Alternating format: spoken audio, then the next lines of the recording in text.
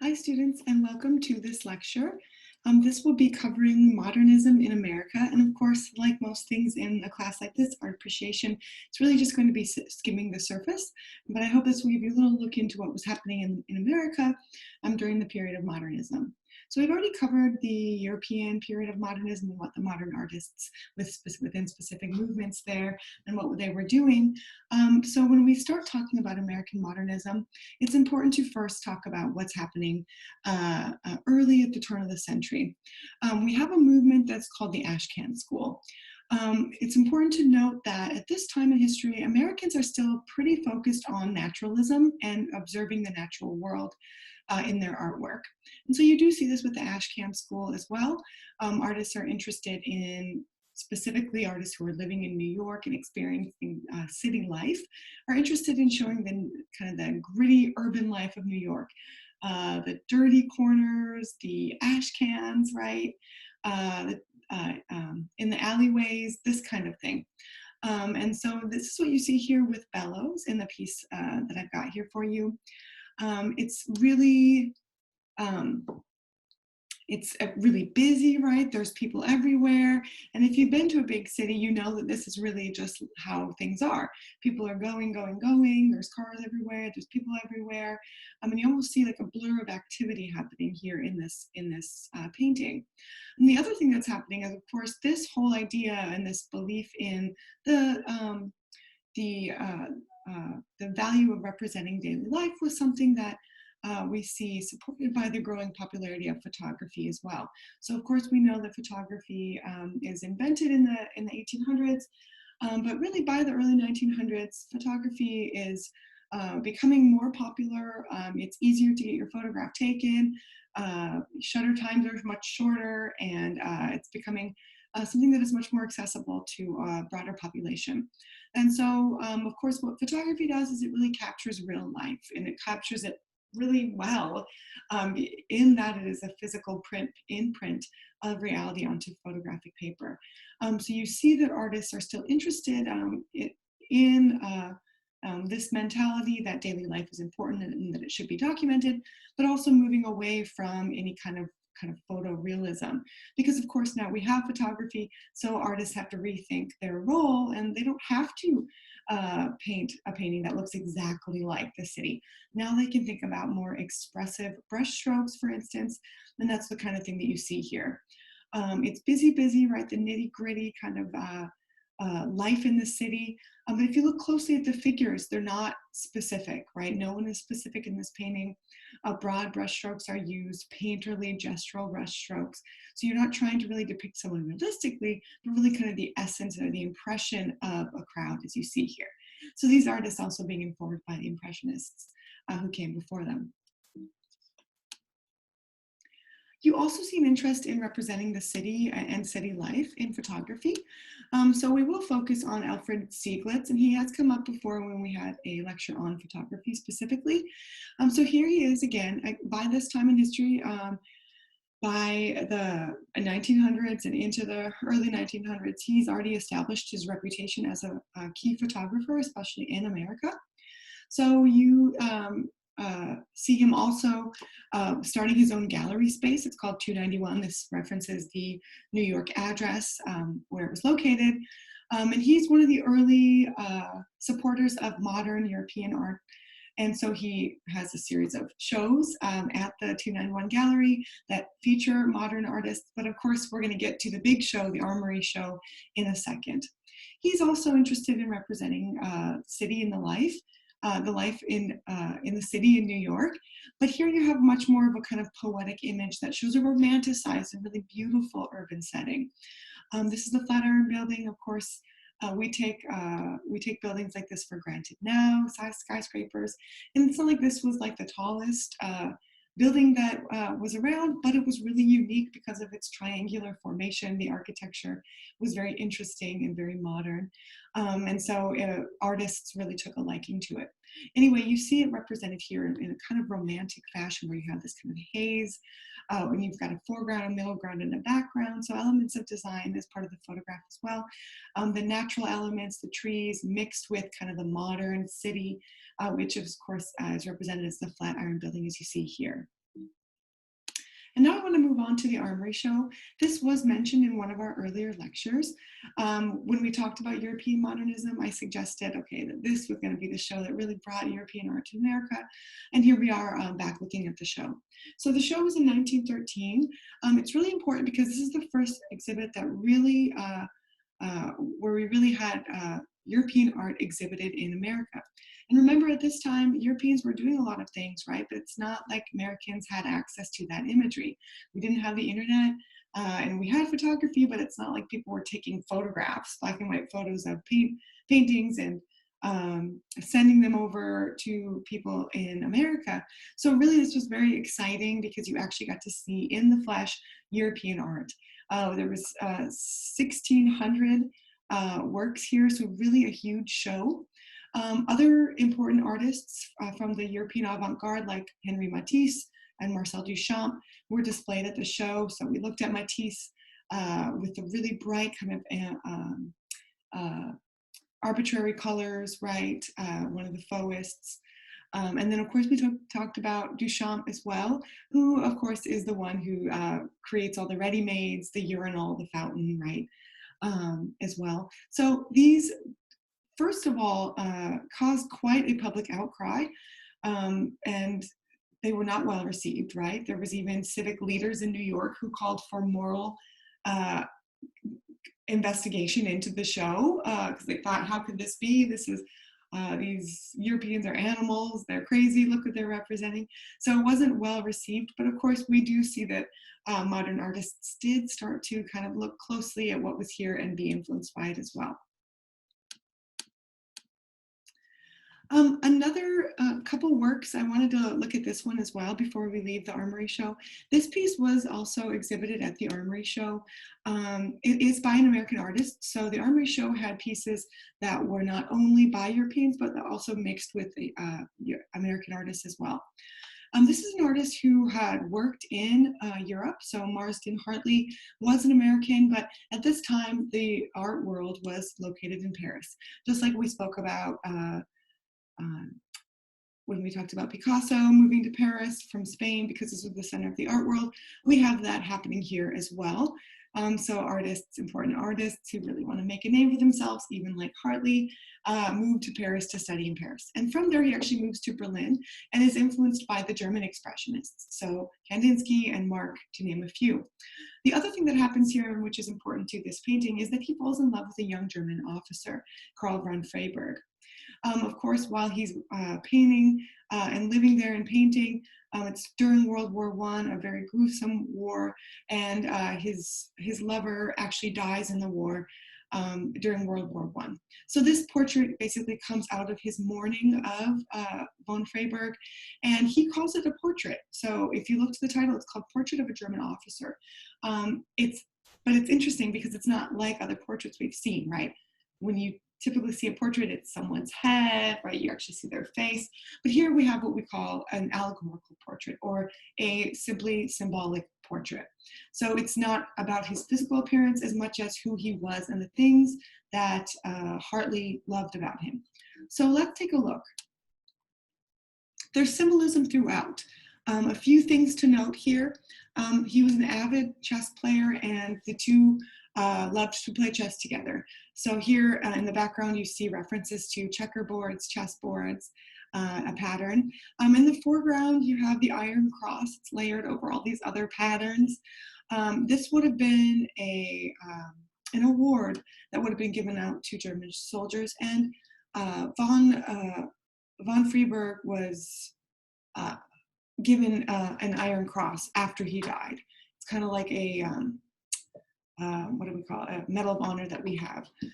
So that's a representation of him there, symbolic.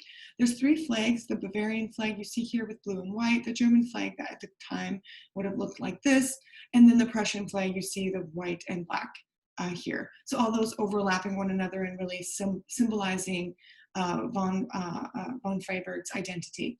You also see a series of letters and numbers, which are also symbolic. So Freyberg was the age of 24 when he passed away. You see the number here.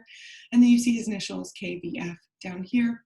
When you look up towards the center, you see the number 4. Of course, this is actually the number for his regiment. He was in the 4th Regiment. And then it's right very close next to a beautifully inscribed E.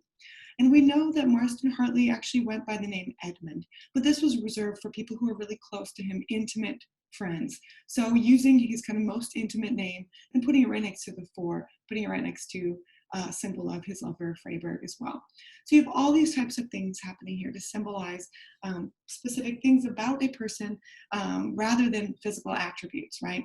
The other thing that you see here is, of course, the Red Cross, which would have been a symbol at the time of death or injury during World War I. Of course, now we still have the Red Cross organization. So nonetheless, very modern portrait, looking to German Expressionism, looking to more modern techniques, which simplified compositions, abstracted, and then of course you see the unfinished quality, and you actually see the brushstrokes here as well. So a lot of kind of modernist techniques, but also the portrait itself as symbolic would have been very modernist as well. Now let's move on to another key artist at this time, Georgia O'Keeffe, another artist. So she's actually living and working in New York at this time. She comes to New York. She's actually connected to Alfred Sieglitz. He gives her first solo exhibition at his 291 spot. And then they fall in love actually, and they become married and are together for the rest of their lives. But here she is also interested in images of the city, right? The cityscapes, skyscrapers. As a symbol of an American energy and inventiveness, all this exciting new stuff that's happening in America, right at the center of innovation in New York. So she's emphasizing that with these very minimalist cityscapes. However, we do see her vantage point is very different than what we're used to. We're at the base of these buildings, we're a low vantage point, an exaggerated vantage point. These buildings just look like insane. They're so angular and hard and cold, right? Minimized almost down to kind of geometrical forms and shapes and lines. And the other thing that we get from this is, while she's certainly there's a kind of excitement for the city, there's also kind of a dark feeling to this painting as well. You are tiny compared to these giant buildings, right? It's a huge space, and then really you have hardly any access to the sky. And this is something that would have been probably an interesting perspective for her coming from the country. She was actually from Wisconsin, from rural Wisconsin, so the Midwest, and actually likely felt very overwhelmed in these city spaces, even though she still enjoyed them. What are some of the key elements of design you might apply here? Just to jog your memory, I've spoken of a few of these just a moment ago. Line, right? You can see line here. You might even say implied line, where you see the differentiation between the black and the white or the blue. Positive and negative space, I'd say you can pick out the positive and negatives here. And of course, you almost have kind of a reversal of positive and negatives, where the black can be the positive, if you think of the blue as being negative in the background, but you can switch the two kind of depending on your perspective as well. We have a variety of shapes, geometric shapes here, and then of course a circle down here, which kind of switches our perspective and emphasizes the base. And then we have this kind of crazy perspective where we're looking down or we're looking up from below. So all these things are terms you might use if you were talking about this. If you have heard of O'Keeffe before, it's likely that you've seen paintings more like this. She's really known for her paintings of flowers really close up. These flowers are really interesting because they reveal the hidden inner form of the flower rather than the kind of typical perspective that you or I would have when we were looking at a flower. If I had a flower here, it's not like you would be sitting looking into the flower to look close up at it. You would look from your kind of far off vantage point. So this was very experimental to have these close up perspectives. The other thing to note about her is that her famous flower paintings were often described by male critics, and most critics at this time were male, as essentially feminine. These critics also said that she was always representing vaginal forms in the design of the flower, but she was very against that. She was very much thought that was rude, and it made her images into caricatures, and that it minimized them. And it really minimized her identity as an artist to being one which she could only be described as a woman artist. because her artwork was seen as inherently feminine. So she was very against that, even though most of the prominent narratives up until recently have emphasized that reading of her work. But it's important to note here that she did not like that. She didn't agree with it, and she thought that she, perhaps subconsciously this was happening, but she certainly didn't see that kind of thing in her work and wanted to combat against it. Just a note of the kind of things that women had to deal with at this time. She was also really interested in kind of other kinds of landscapes, not just cityscapes, right? So at some point in her career, later in the 30s and 40s, she actually moves to New Mexico and explores North Texas as well. And she's really drawn to the kind of wide open spaces there. She does a series of these landscapes. She took this picture that you see here as well. And another cool thing about her at this time is that she kept extensive notes about her experiences. So about these spaces that she's depicted in these paintings, she wrote, and I quote, "When I got to New Mexico, that was mine. As soon as I saw it, that was my country. I'd never seen anything like it before, but it fitted me exactly. It's something that's in the air. It's just different. The sky's different. The stars are different. The wind is different. I feel at home. I feel quiet. My skin feels close to the earth when I walk out onto the red hills." And of course, this is just a little bit of a much broader kind of series of writings about pieces like this. So she's really incredibly drawn to these landscapes. So she created a series of these beautiful kind of purple and reddish maroonish hills and landscapes, and she ended up moving there and loving it there. Now I wanted to move on to talk a little bit about the African-American experience at this time in America. And to get to this, we have to actually emphasize in the art world, we talk about the Harlem Renaissance. But before we get there, we have to think about why there's a Harlem Renaissance, why there's an influx of African-Americans in Harlem. Well, this is due to the Great Migration. The Great Migration, we will get to this in a second as well, but this was the mass exodus of African Americans from the South up to northern cities. So the Great Migration of agricultural Southern African Americans to the North prompted what Elaine Locke would have called the New Negro and the New Negro movement, right? This understanding that with this big move, this migration, African Americans could take on a new identity, and then they would be called the New Negro. And so this is really developed by a leading intellectual at the time named Elaine Locke. He was a critic and a philosopher and a professor. And he urged artists in this book, The New Negro, and writers to seek their artistic roots in the traditional arts of Africa.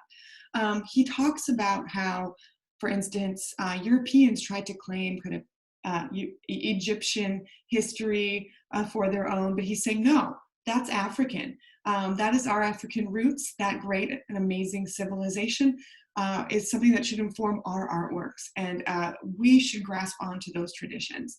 So here's an image of him, and then also an early copy of The New Negro, his book. The other thing that's important to note is in this book, for instance, there's descriptions of how men and women should act as the new Negro, as this kind of improved intellectual being, as they're moving from the South to the North. There, for instance, there's images of women that say, this is what the new Negro woman should look like. This is how she should act. So she should wear fluffy dresses. She should pin her hair back. She should probably read poetry on the weekends and take up a stringed instrument, right? And stuff like this. So incredibly high standards. But it's because of this history of being belittled and subjugated for so long that, you know, Elaine Locke and others really supported this shift towards gaining a new kind of identity that was completely the opposite of the identity that they were forced to live in as slaves. So within this context, we have artists who are also thinking about the Great Migration. Jacob Lawrence is one of these. Let's talk about the Great Migration a little bit more. So approximately 6 million people moved from the South up to northern cities. This is for a couple of reasons. Obviously, escaping the Jim Crow South would have been key, escaping kind of horrifying racism, the segregation of the South, it was understood that things were going to be a lot better for African Americans up north. So a lot of people moved up for that reason. There was also a rise in industrial cities. So new industrial jobs, and really a lot of people from industrial factories up north were asking Black folks from the South to come up and work for them. They said, we'll pay you well, we'll treat you well, and we'll even give you a free train ticket, right? So all of these things happening at once. And Jacob Lawrence and his family were, they actually were part of the Great Migration. So the artist, you know, later in his life, ends up making a series about this. It is a series of about, well, exactly 60 panels.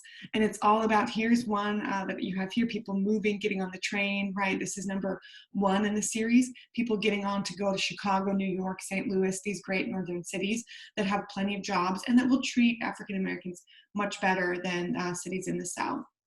I'm not going to show you all of these, but I'm going to post a video, so make sure you check that out.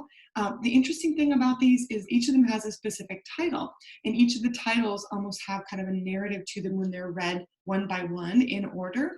And so there's a video I'm going to post, so please go ahead and watch that. If you were in class with me, I would play it for you, but because of copyright laws, I can't add that into a PowerPoint presentation like this, but I will post it, and you can see how it actually like outlines the story of the Great Migration. So something to check out. The whole thing is about movement and change, but also challenges and opportunities that were faced, but that were also faced by Black folks as they moved north. So you have here the migrants arriving in great numbers. In the north, the Negro had better educational facilities. And in terms of color and design, you have really interesting things happening as well. Here you have color blocks, so literally no interest in shading, but rather a thick piece, a thick block of color, right? Emphasis on primary colors, emphasis on repetition and pattern. And of course, a lot of artists living during the Harlem Renaissance were also quite influenced by jazz music. And so you have kind of a rhythm and repetition emphasized in music and also within the arts at this time.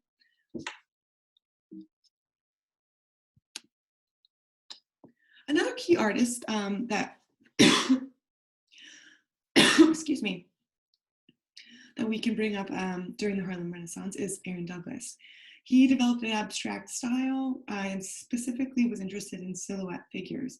And he would take these from African art. He would take these specifically from kind of the images that we see used in Egyptian art, right? The kind of birthplace of civilization, and really a lot of African American artists after thinking about Alain Locke, the writer of The New Negro, really thought about their African roots and reclaiming specifically the kind of arts of Egypt as their own. And so of course we see in Egyptian art, we see a lot of silhouettes, right? The twisted perspective, the composite pose that we've covered earlier in class. So you see that utilized here as well. For him, I'm actually going to put a video online as well. You can see he has a subtle palette, and this was intended to awake a sense of African American place in history, right?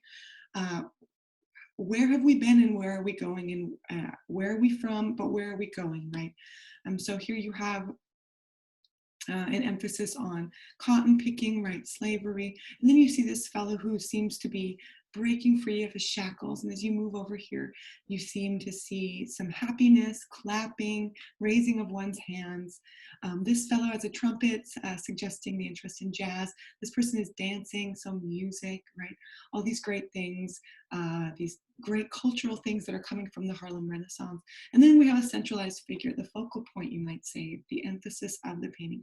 And of course, you have a radiating circle, which radiates out from his hand, which holds a piece of paper, right? He's the orator. He's speaking to everybody.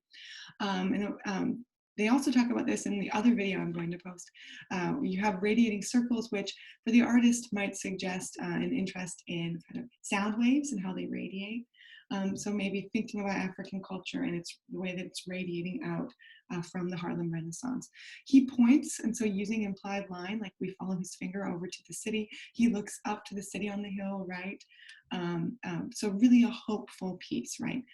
He focuses and encourages continued efforts for Africans as they've moved to the north and they're able to find a better life for themselves.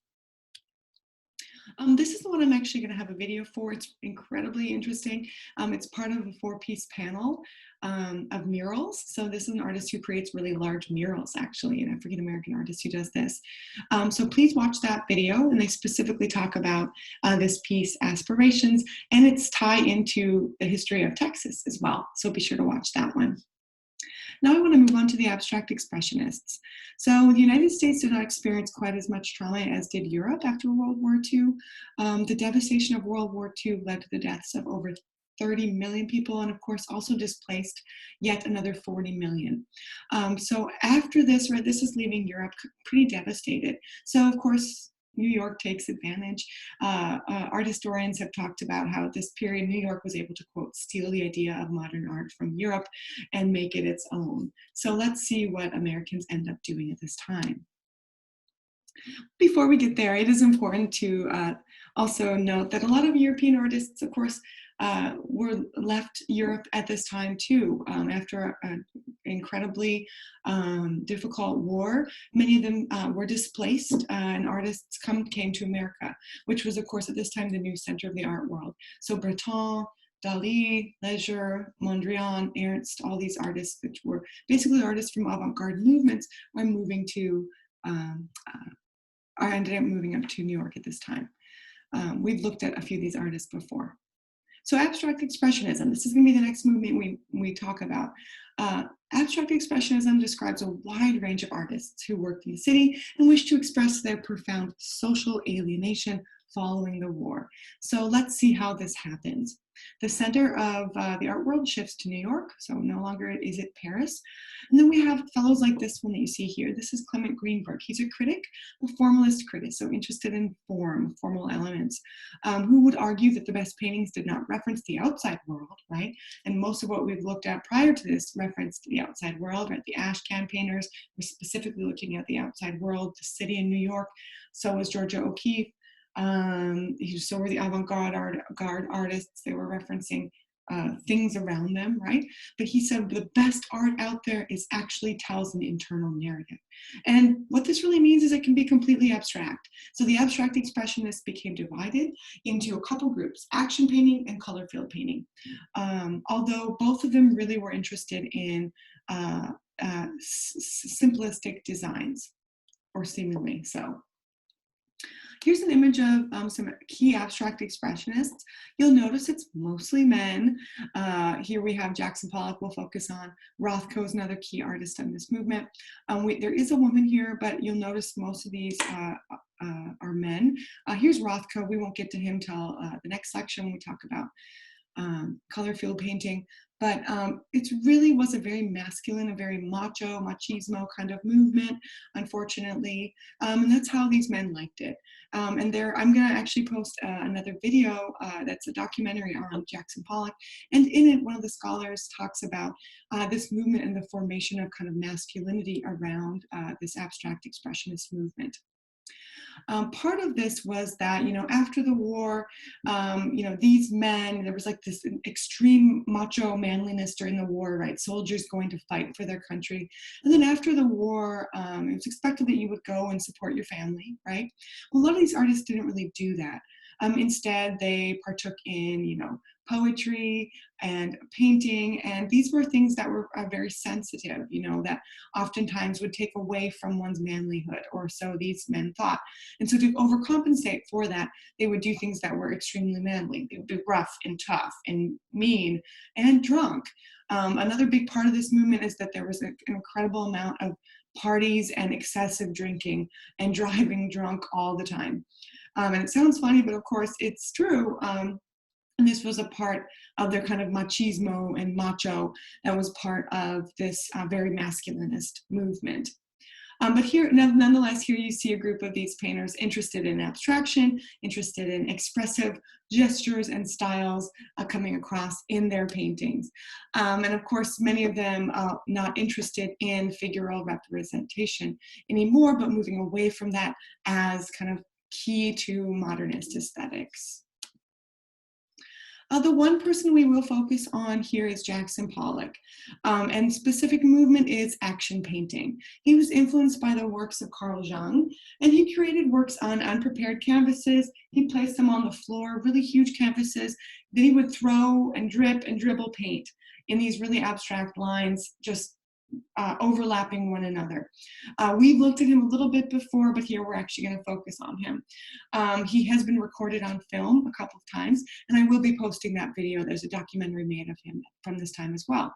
Here's a picture of him in his studio. You see his knee is on his painting. His other foot is about to step on the painting. So we have, you can find like imprints of his body sometimes accidentally in the paintings. He was a chain smoker as well. Sometimes you can see ashes in his paintings, right?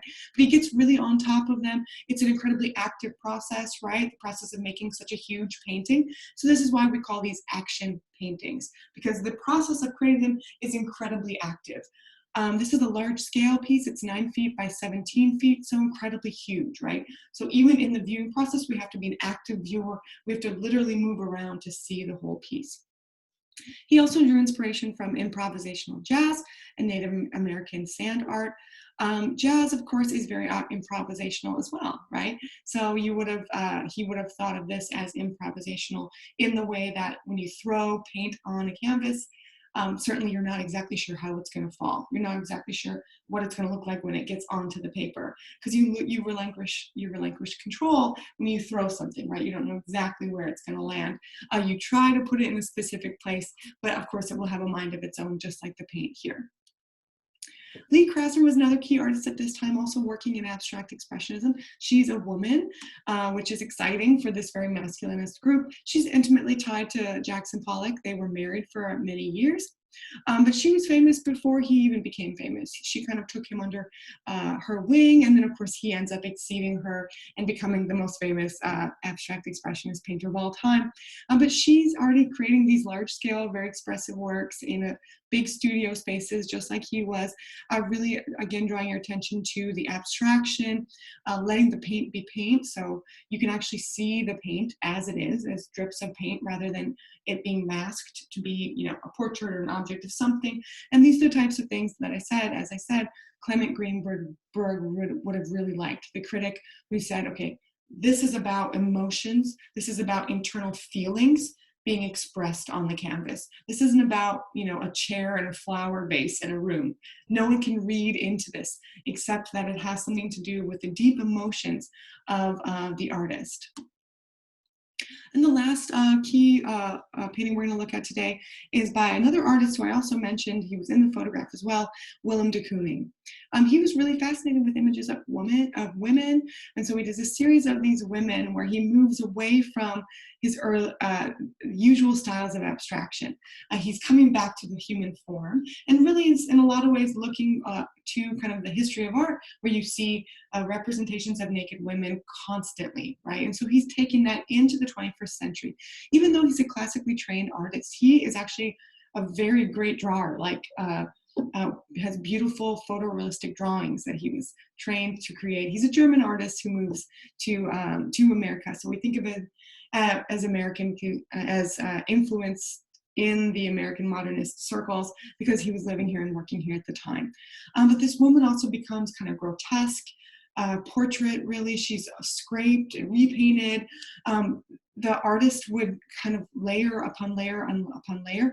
This painting took about 2 years to make, because it took him so long. He kept scraping parts away and then repainting. If you look closely, you can really see the layers of the painting. It's also incredibly large. We do think of him as an abstract expressionist and specifically an action painter as well, because you can just assume that he would be really moving his body in these large, vibrant brush strokes with thick, heavy paint that, of course, he also lets dribble and drip, as you see here. So again, very much tied to this modernist movement, where you have a move away from realism and towards abstraction, and one's internal narrative on the picture plane. So I'm going to post a video about this one as well, where we have 2 art historians really digging into the meaning behind it and relating it to images of women at the time and images of women throughout history. But that'll be the end of this lecture today. Thank you for watching.